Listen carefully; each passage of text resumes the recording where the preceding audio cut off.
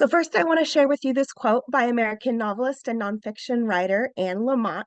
I found it very poignant, and that is, almost everything will work again if you unplug it for a few minutes, and that includes you. So what is self-care? Next slide. And then hit enter again. I'm sorry, it didn't automatically pop up. Often people think self-care as being simply set a time to pamper yourself, which can be completely daunting in an age where we rush about from one task to the next. But in reality, it is so much more. I feel that this definition of self-care from mental health first aid really encompasses what self-care is. And that is the activities and practices that you can engage in on a regular basis to reduce stress, maintain short-term and long-term health and well-being. Well, what does that mean? We'll get into that in a little bit, but first I want to discuss potential complications from lack of self-care. Next slide. These complications can include burnout and or compassion fatigue, which I will discuss in the next slide. Also physical symptoms and susceptibility for illness, which can increase the number of sick days that a person may need to take. And if a person is in a position to not be able to take sick time off from their responsibilities, such as work or school, it takes longer to recover and the person may not recover fully. Additionally, lack of self-care can result in significant mental health changes, such as depression, alterations in mood, such as irritability and anger, or lability, which is basically means that a person's mood may change frequently and unpredictably, and even in severe situations can result in PTSD or post-traumatic stress disorder. Next slide. Burnout and compassion fatigue may be interchanged in conversation. However, they are subtly different. Burnout is related directly to work and is generally a result of excessive workload and or a lack of resources, whether that is a lack of physical supplies or lack of enough personnel. Burnout results in exhaustion, which is fairly self-explanatory. I figure probably everybody in this meeting has experienced exhaustion at one point or at one level or another at some point in your life. It can also result in depersonalization, which is pretty significant. Depersonalization is detachment from oneself, and this can result in cynical attitudes and behaviors. It can manifest as negative or callous behaviors that significantly impact our interactions between colleagues and between our clients. Burnout can also result in a reduced sense of personal accomplishment, which can be seen as feeling as though your work isn't important or you're not valuing the results of your work. Some signs of burnout are poor quality of work or an increase in errors or client safety issues. And frequently we see that in medication errors.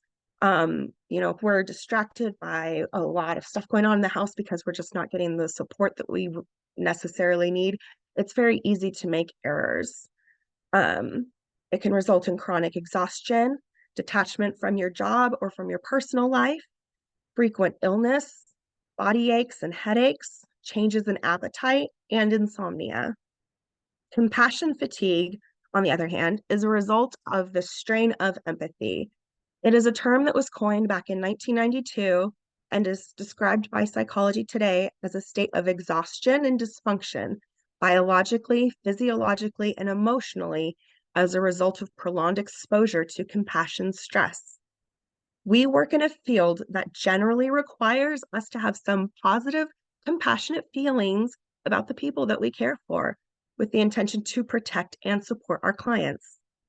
The support that we provide our clients varies from minimal assistance to total care. We invest a lot of our time and energy into the support. We form bonds with our clients, and it can be exhausting, especially if our clients have significant behaviors or illness or even significant care needs.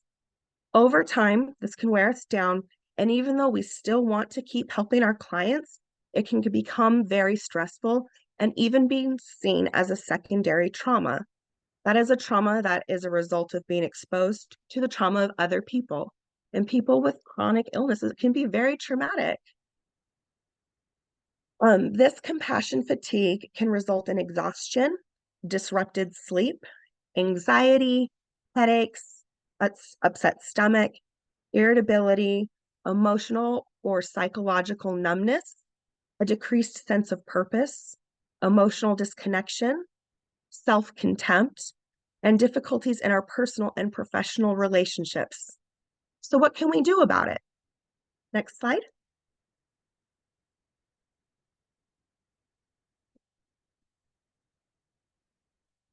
So, I love this little pictograph, which is basically the concept of wellness.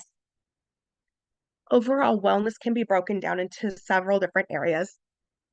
Some people they say that there are 6 pillars to wellness, others say 7 or 8. I feel like this graphic representation of wellness as a whole is appropriate because although it's broken into distinct categories, it shows that there is a lot of bleed through between sections, which highlights the importance of the idea that if one or more areas are impacted, it can have a significant impact in other areas of your life and overall wellness. The 8 categories listed here are emotional, financial, social, spiritual, occupational, physical, intellectual, and environmental health. So let's talk about emotional health. Next slide. According to the National Institute of Health, emotional health is about the ability to successfully handle life's stresses and adapt to change in difficult times. In order to support your own personal emotional health, it is important to focus on building resilience, reducing stress, getting quality sleep, strengthening social connections, coping with loss, and being mindful. Next slide. There are several ways that you can actively work on building resilience in yourself. The National Institute of Health suggests developing healthy physical habits, such as choosing healthy meals, partaking in regular physical activity, and getting regular sleep. Also, taking time for yourself each day, looking at problems you encounter from different angles, practicing gratitude, even if it's as simple as I am thankful my car started this morning or that I have food in my fridge. Every little piece or pieces you can hold on to, do it. And then also tapping into social connections and your community. Next slide. In regards to stress reduction, and I'm going to apologize, there's a lot of overlap between the different aspects of emotional health. So some of this might sound a little repetitive. In order to reduce stress, it is important to exercise regularly. And this doesn't have to be intense exercise. Just 30 minutes of intentional moderate movement per day, generally recommended 3 to 5 days a week, is phenomenal for your well-being. Even if you have to break it up throughout the day, it's that intentional movement that's important. And I do want to mention that walking as an exercise is severely underrated. 30 minutes of walking daily is just phenomenal for cardiovascular health. And it's a lot easier on your joints than running, especially if you throw in a 2% incline, is great for your heart. So what if you can't get in a full 30 minutes a day? It doesn't matter. Start at 10 minutes, start where you can and build from there. Do what you can when you can. Another way to manage stress is to make sure you get enough sleep, which I'll get a little bit more into in the next slide. Also, building a social network is another aspect of emotional health, which I will also talk about in another slide. And it's also important to make sure you set priorities and boundaries for yourself. Show compassion to yourself. Sometimes life gets really, really hard and coping can be difficult. Remember to remind yourself that you are doing the best you can with what you have and go from there. It's also important to schedule regular times for mindfulness. Maybe you decide that for 10 minutes on your lunch break and for 10 minutes before bed every day, you're going to focus on being mindful. Another way that people can help manage their stress levels is to set aside me time. And by me time, I mean time that you aren't responsible for anything else but yourself in the moment. Whether that's getting a massage or a mani-pedi or time that you work on your car, if that's a relaxing activity for you, or time that you grab a book and find a corner to relax in. Find the time to unplug and reset. It's also important to not let the me time take over other priorities in your life because that can just rebound on you and cause even more stress in the end. Um, so next slide. So quality sleep. It is generally recommended that adults get 7 or more hours a day of quality sleep. However, individuals do vary, and some people need less, some people need more. And I understand that time isn't a luxury that many of us have. If you're only getting 5 hours of sleep a night and you know that you could really benefit from more, try arranging your schedule so you can get an extra 30 minutes and go from there. See how you feel after just adding a little bit more into your schedule. Small changes to your lifestyle are going to be more impactful in the long run than multiple drastic changes at once, because that's just not a sustainable change. After setting a sleep schedule that works for you, make sure that where you sleep is a dark, quiet, and comfortable environment to promote optimal rest. And as mentioned before, exercising daily is very important. However, it is important to also not exercise right before you go to sleep because that's waking your body up and then you're trying to calm your body down and makes it a lot more difficult to sleep. Also, it's important to avoid alcohol, stimulants, and large meals before bed because those will disrupt sleep. And I apologize, I skipped over the limiting of use of electronics prior to bed, especially any devices with blue light or a significant amount of blue light, as that can wake your brain up and make it more difficult to fall asleep. Um, Try not to take naps after midday and only take short naps if you're able to help prevent you from having trouble sleeping in the evening. If the evening is when you sleep, I know some people work a night shift, so then everything gets flopped around. Um, and it is also beneficial to spend at least 30 minutes in natural sunlight every day. And again, if you're working a knock shift and you're sleeping during the day, it's pretty fantastic that they now sell like the sunlight lamps or are they called lamps or anyhow, like you can buy artificial sunlight to help get your body to produce some vitamin D, which is really fantastic for overall health. However, if you make many changes and you find that you're still having ongoing sleep disturbances, it's really important to see a doctor because sometimes our inability to get quality sleep can be related to medical problems that we may be experiencing that we're not aware of, such as sleep apnea, which may require CPAP, or some people have trouble producing enough melatonin and might require a supplement before bed. All right, next slide. Social connections. So when I'm talking about building a social network and social connections, I'm talking about developing relationships with other individuals. Studies have found that our connections with those in our social circles have powerful effects on our emotional and physical wellness. And this can be challenging when we live hectic lives. But if you're able to, you can try joining a group of people who enjoy similar activities to you.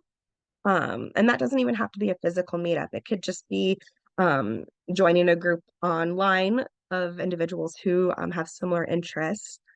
Um, Basically, anything you could ever be interested in is available online these days, it seems. Um, and then spending more time with family and friends when available. I know that's sometimes very difficult when you're very busy with work. Um, you could also take a class, a lot of like I want to say like the community colleges have very interesting classes that you could check out. Um, and then you could also set aside a day every week or month where you meet up with friends for coffee or a meal or spending time with your family, whether it's doing more outdoor activities together, which is also great because that could give you your 30 minutes of sunlight or sunshine too, or reading a book with your kids or learning a new skill with your family or friends. Those are really great social bonding activities. Another thing that is great for meeting new people, but can be difficult if you have time constraints, is volunteering within your community and also travel. But yeah, if you're already stretched thin, that could be a little bit difficult. But if you can arrange to fit something into your schedule, even if it's like once a year taking a trip, try and do it. Right, next slide. So another aspect of emotional health is coping with loss. As caregivers, not only are we subject to coping with losses within our own personal lives, but we also on occasion have to cope with the loss of our clients who we've become close to due to the nature of our work. Because of that, it is important to do what we can to cope. As mentioned previously, it's important to take care of yourself by getting regular exercise and sleep. Having healthy eating habits are also important. Um, Avoiding a dependence on smoking and drinking alcohol, as those habits can lead to serious health conditions down the road. Reaching out and talking to caring friends or finding a supportive group that can relate to what you're going through. It's also important to not make any major changes while dealing with loss. And by major changes, I'm talking about like moving to a new city or making a massive purchase or quitting your job. Those are really big changes that you would want to hold off on making until um, you've started processing grief. Um, if you end up ever getting to a point where you're having trouble with the own activities of your life, make sure you seek out, a physician for support, whether you need to see a therapist or just see your primary doctor. Um, there's that support's always available. And if you ever have feelings of harming yourself or others, there is absolutely no shame in calling 911 or going to an ER and getting help through those feelings. And also to remember to be patient with yourself. Healing from loss is a long process, and it's important to show yourself grace. Next slide. Okay, so on to the last bit of emotional health that I want to go over, which is mindfulness. And that is just the practice of being fully present and of and sorry, and aware of where you are and what you are doing. Ways to achieve mindfulness can be as simple as deep breathing, that focusing on the inhale, the breath, oh, expansion of your lungs, the exhale. That can be really like help you focus your mind. Um, let's see. And when you have like a break in your day, if you're able to incorporate a walk, um, you could try and do that and just focus on the walk and your surrounding. Try not to spend that time focusing on problems that you are having or thoughts you're having outside of your walk. Focus on your surroundings. What do you smell? What do you see? What do you feel? Um, and kind of in tie with that, being aware of your body is another part of mindfulness. So being aware of how your muscles are moving, that sort of thing. Um, Another part of being aware of your body is being aware of where you are in space, what you're feeling. Are there any other parts of your body that feel tense? And if you're anything like me, the answer is yes. You can use that insight to guide relaxation and stretching, or just use it as a check-in with your body to see if there's anything you've been ignoring that you should really work on. Um, Saying you're checking in on your body, and you're like, man, my stomach's been bothering me for like the last month. I probably should go see my doctor about that. Next slide.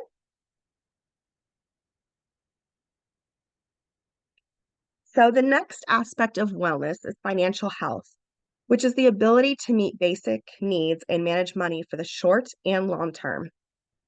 Learning how to manage money and establishing a personal budget can go a long way to helping ease financial stress. It is also important to learn about debt and how to manage it, building good credit when you're able, and planning for long-term financial stability by setting up savings, investments, and/or retirement accounts. It is also important to learn to not let money be the driving force of your life or an indicator of your self-worth.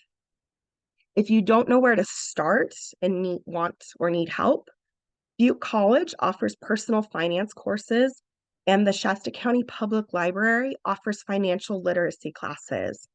There are even online web courses available. I would just urge you to be discerning when choosing online web courses, as there are some out there that are geared towards taking advantage of people. It's best to look for courses by reputable financial agencies or colleges. And then I do on my very last slide have the email address and phone number for the financial literacy classes provided by Shasta County Public Library. Next slide.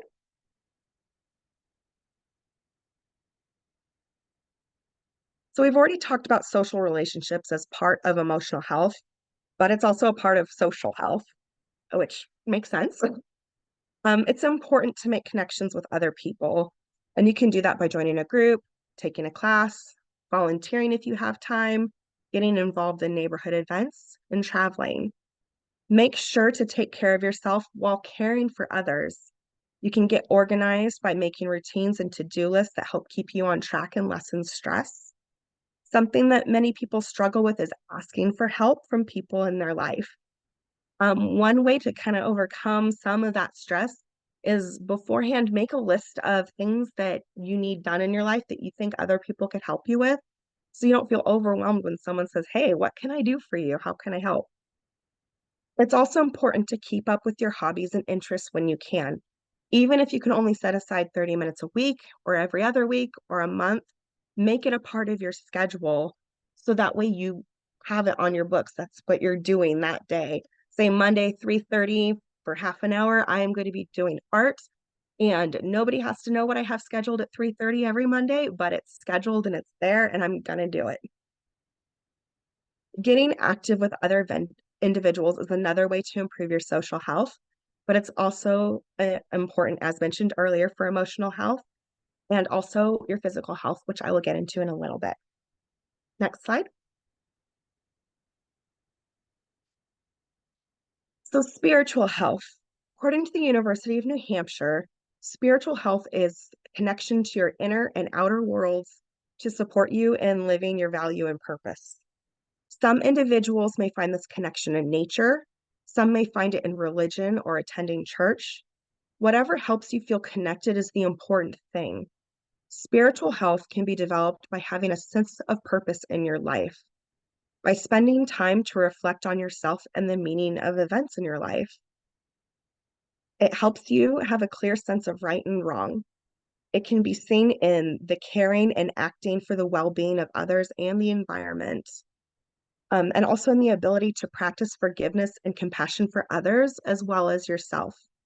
No matter what spiritual health means specifically to you, it is important that you set aside time to connect.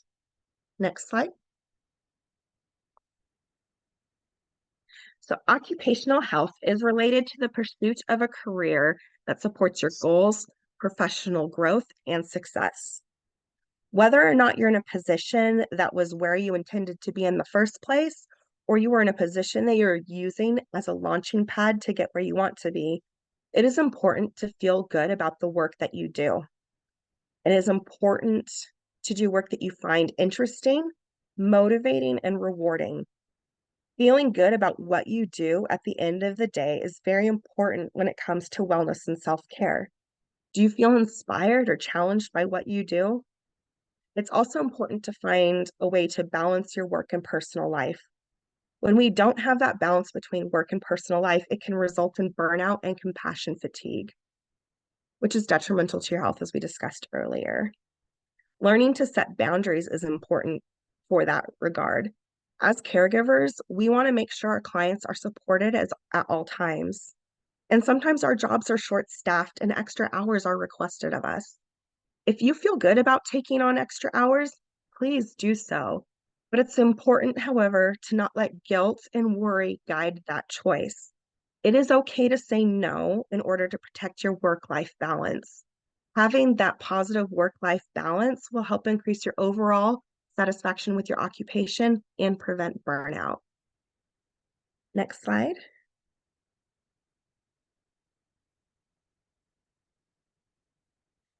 When talking about self-care, I think it's pretty normal for people to automatically think about physical health. With social media's hyper focus on fitness and eating the right foods and vilifying a new nutrient seemingly every day, how can we not? But as physical health is not the only important aspect of overall wellness, fitness and eating healthy are not the only aspects of physical health. That is not to say that they aren't important, because they are. Physical activity is important in improving physical health and reducing risk for disease. And yes, the gym is a great place to get fit, whether you're a runner, a walker, a weightlifter, a dancer, a yogi, a swimmer. A gym can cater to almost anyone.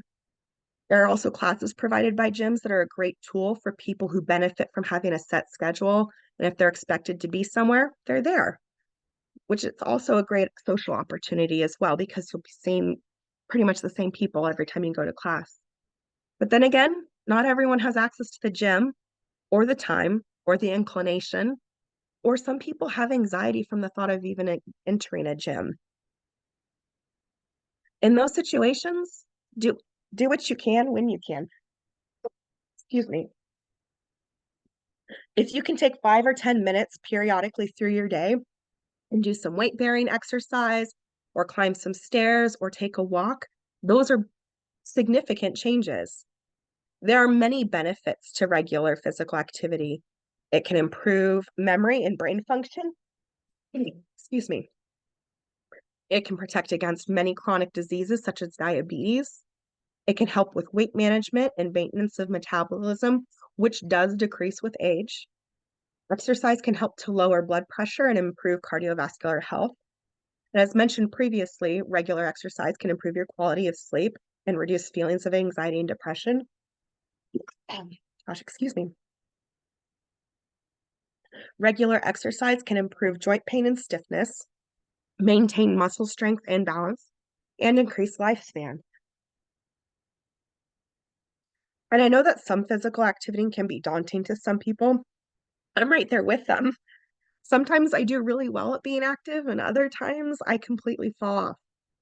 The important thing is to just keep trying, and eventually, ideally, it will become a habit. It is also important to discuss exercise with your physician, as some individuals may have conditions that limit what and how much they are able to do. So it's always a good idea to get any physical activity or new changes to your routine cleared with a medical provider who's familiar with your medical history. All right, and sorry, this cough is killing me. Same with healthy eating habits. A balanced diet is an important part of overall physical health. And if you ever have time to check it out, we did a presentation on nutrition several months ago, and it's currently uploaded to our YouTube channel. So you could check that out if you'd like. But when I talk about a balanced diet, I'm talking about maintaining an appropriate ratio of fats and carbohydrates and proteins within a caloric range that's appropriate for your specific needs.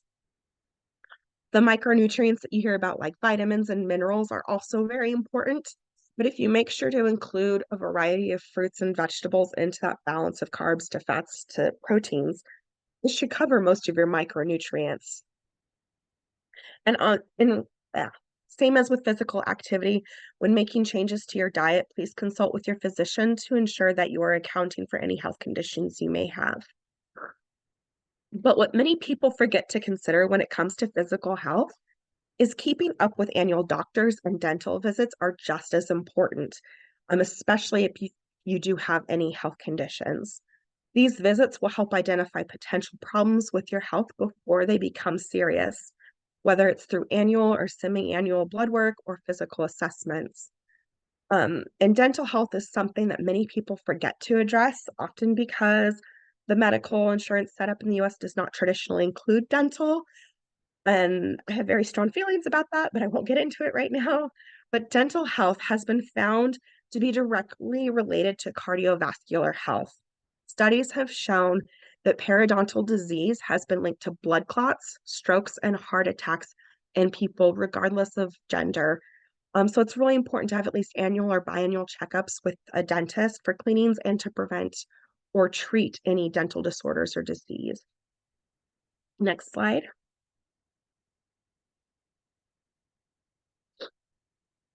So intellectual health, according to the University of New Hampshire, is allowing your brain both stimulation and rest for critical thinking and creativity. Critical thinking is the practice of applying reason and questioning assumptions in order to solve problems, evaluate information, and identify biases. It helps us make informed choices in our daily lives. Critical thinking is especially necessary in the age of social media, where information is shared and spread like wildfire. And it's not all factual. In fact, most of the information you see on social media platforms is divisive and sensationalized in order to elicit a gut reaction from the viewers in hopes that they'll share the information before even stopping to think about it. So it is important to stop and think about what we see presented to us with anything that gives you that initial gut reaction. What's their motive? What does the originator of that information have to gain by having people just blindly believe that data that they're sharing? Sometimes the information shared is only partially true, which gives some credibility to the remainder of that information provided, whether it's based in fact or not. Believing what you read or hear without critically thinking about the topic can lead to a belief in misinformation, which can lead to poor choices in your personal and professional life. Also, that can cause unnecessary stress, and it can cause undeservedly poor views of other people or situations. Another aspect of critical thinking is planning. Whether it's planning for the day or the week, we can use critical thinking to help manage our time. Excuse me. Another aspect of intellectual health is challenging yourself, developing your own ideas, views, and opinions. And also by exposing yourself to new ideas, people, beliefs that may not necessarily be your own. But if you think critically, you may find yourself understanding other people and where they're coming from, which can make it a lot easier for you to just interact with other individuals. As for ways that you can improve your intellectual health, you can pursue activities that are meaningful to you, such as writing or journaling, reading, creating arts, playing puzzles, and games that challenge you. Another thing that you can do is engage in meaningful discussions with individuals who have different beliefs and thoughts than you, and not in an attempt to prove that you're right and they're wrong, but in an attempt to explain where your thoughts and feelings come from and to listen and understand where the other person is coming from. Next slide.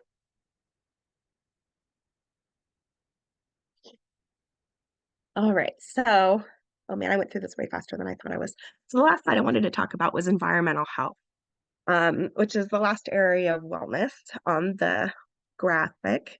And that involves being aware of your surroundings and choosing to be in pleasant, stimulating environments that support your well-being. This is not always something we have control over for many different reasons. It could be that our work requires that we go into environments that aren't conducive to supporting a sense of well-being, or maybe we're renting a home where we cannot make modifications to support us as much as we'd like. What we can do is look at the pieces that we can mold to fit our needs and determine what can be done and how to make it happen. So these are some general guidelines of how you can improve your environment. First step, making your home healthier, which is totally not ambiguous at all. But this can be as simple as making sure your cleaning supplies are stored in a safe environment to prevent children from getting into them or to prevent you from breathing fumes that are not beneficial for your health. If you live in an older home, it could be making sure that products containing um, chemicals such as lead or asbestos are abated correctly. And like I said, this can be tricky if you're a renter. In that case, your landlord would be required to remediate those substances if necessary. But not all landlords are super great at doing what they're supposed to. If that's the case, you can reach out to a local code enforcement office or a local health department if you're having trouble with a landlord in regards to safety within your home. You deserve a safe place to live.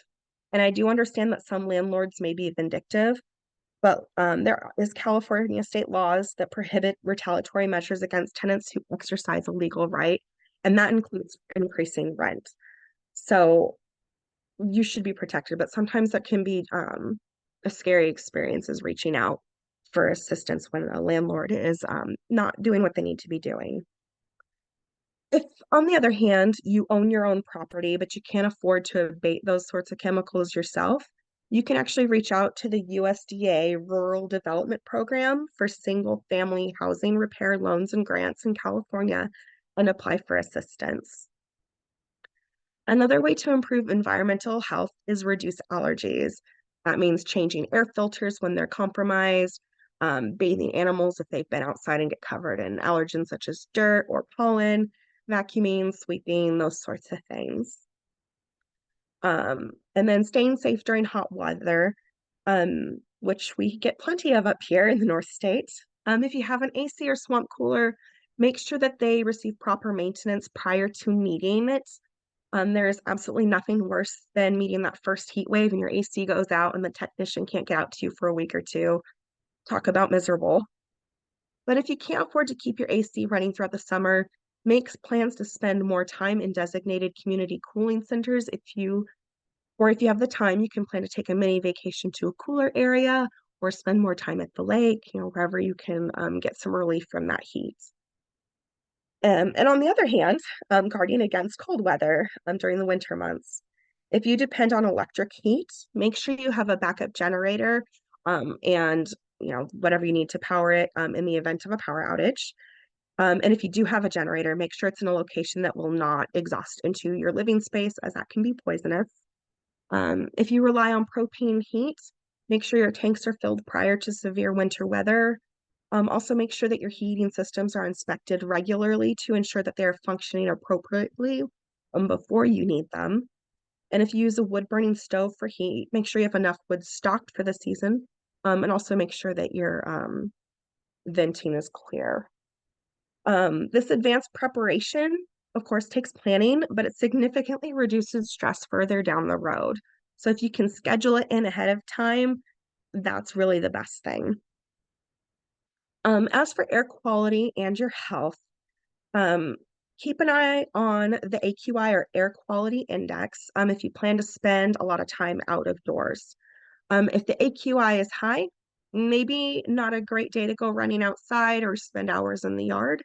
But if it's unavoidable to go outside, you can choose to wear a mask that filters particulate matter to prevent disorders with the respiratory tract. And then staying safe in water, that seems kind of like a no-brainer, but there are a couple things about it, whether that means wearing a life jacket during water activities or staying out of the water during an electrical storm, or making sure you have eyes on dependents while near bodies of water. Additionally, many swimming pools, lakes, rivers, oceans can sometimes be contaminated by bacteria and viruses. So just be sure to practice good hygiene by rinsing off with clean water after playing, and also to make sure not to ingest any potentially polluted water sources. And last but not least, clearing hazards in your home.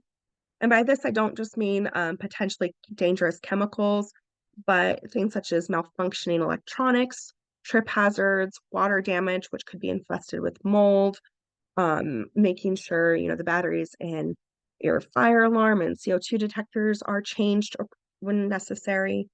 Um, those are all really great ways to help promote your environmental health.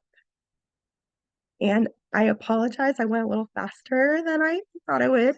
That's what I have for you today. But on the next slide, I've included a link to the National Institute of Health's Self-Wellness Toolkit. It has a lot of information that I already provided and just kind of like more information on top of that, how to help manage your wellness or self-wellness. And then also here's that phone number and email address for the Shasta Literacy Learning Center for financial literacy courses. If you're interested in any of that, I would suggest that you jot it down. And again, we don't send out copies of the PowerPoint, but this presentation will be uploaded onto our YouTube account in the near future, so you could always reference back to it. And that's what I have today. But does anyone have any questions or comments or suggestions of what they do to help support their self-care and their overall wellness?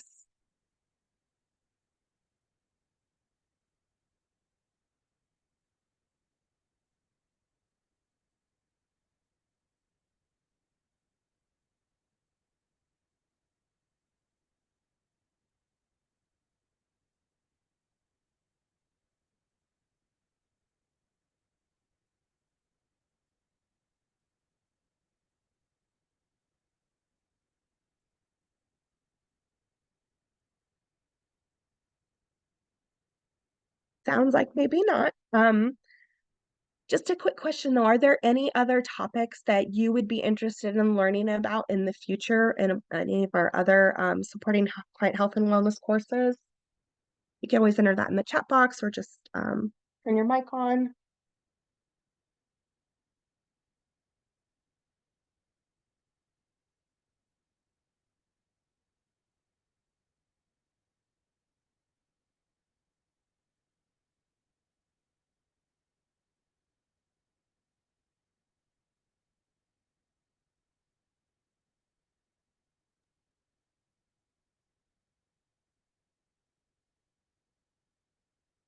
Hi, Katie. This is Jen. Hey, everybody. Yes. I just wanted to say that we will probably end up sending out a survey to all of our providers to get some feedback on any topics that you may want to learn about in the coming year or two. It's been a couple years since we started doing these classes, and we'd love to hear, what you might be interested in. So if you can't think of something right now, just maybe give it some thought, or if a situation arises and you're like, wow, I would really love to learn more about this particular thing, please let us know. You can always reach out to Katie or myself or Nellie, and we can try and work that into our class curriculum. And then I'm going to put my email address into the chat box.